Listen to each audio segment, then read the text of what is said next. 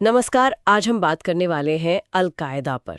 मतलब ये कैसे बना, कैसे विकसित हुआ। हमारे पास जो जानकारी है उसके आधार पर हम ये समझने की कोशिश करेंगे कि भाई इस समूह की शुरुआत कैसे हुई, क्या मकसद था इनका शुरू में, और फिर वक्त के साथ क्या बदलाव आए। ये कहानी एक ऐसे संगठन की जो अफगानिस्तान के संघर्ष से निकलकर एकदम से ग्लोबल स्टेज पर आ गया। तो चलिए शुरू करते हैं। इसकी शुरुआत कैसे हुई, मतलब बैकग्राउंड क्या था?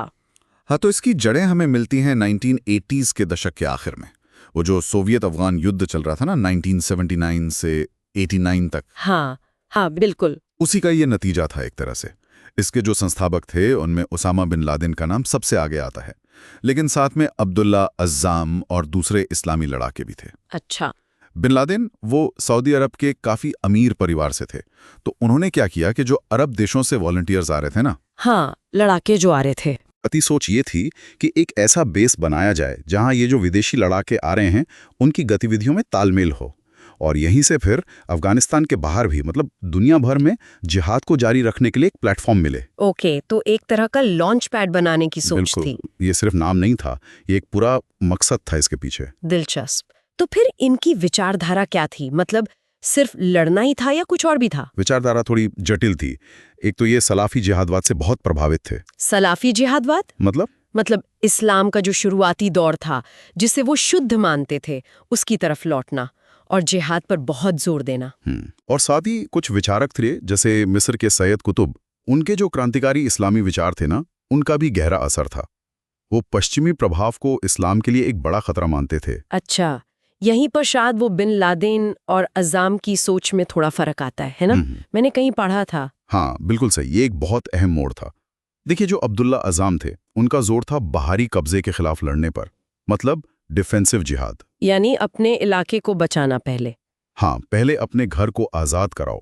लेकिन बिन लादेन ने शायद सोवियत संघ जैसी सुपर पावर से लड़ने के बाद उनका नजरिया थोड़ा बदला। उन्होंने अपना ध्यान ग्लोबल जिहाद पर फोकस कर दिया, और खास तौर पर जिसे वो कहते थे दूर का दुश्मन। दूर का दुश्मन मतलब अमेरिका? हाँ, अमेरिका और पश्चिमी देश।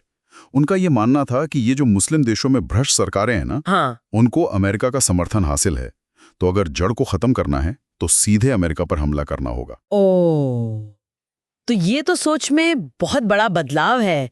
मतलब डिफेंसिव लड़ाई से हटकर सीधे एक ग्लोबल पावर को टारगेट करना। जी हाँ।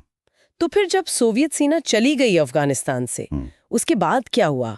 इस बदली हुई सोच का क्या असर दिखा? सोवियत के जाने के बाद अलकायदा, जो पहले एक लोकल लड़ाकू समूह जैसा था, वो धीरे धीरे एक अंतर्राष्ट्रीय आतंकवादी नेटवर्क बन गया। बिन लादेन पहले सूडान गए 1991 से 96 तक। वहां उन्होंने अपना नेटवर्क फैलाया, ट्रेनिंग कैंप वगैरह स्थापित किए। अच्छा, सूडान में? हाँ, और फिर वो वापस अफगानिस्तान आ गए तालिबान के राज में।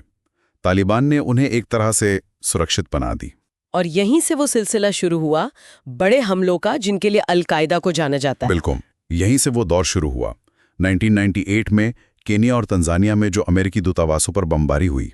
हाँ, वो भयानक हमले थे। फिर 2000 में यमन में अमेरिकी जहाज USS कोल पर हमला हुआ।